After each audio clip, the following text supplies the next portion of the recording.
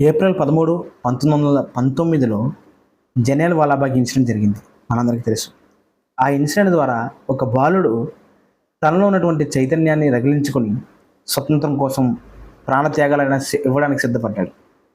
చిన్న వయసులోనే తనకు వచ్చినటువంటి ఆలోచన అది కొంత కొంతగా చేరి హిందుస్థాన్ రిపబ్లిక్ అసోసియేషన్ అనేటువంటి ఒక పెద్ద సంస్థను ఏర్పాటు చేసి పార్లమెంటు మీదే బాంబు వేయడానికి నిర్ణయించుకున్నాడు. ఆ వ్యక్తి తర్వాత 23 సంవత్సరాలకే ప్రాణత్యాగం చేయడం జరిగింది. అతనే మన భగత్ సింగ్.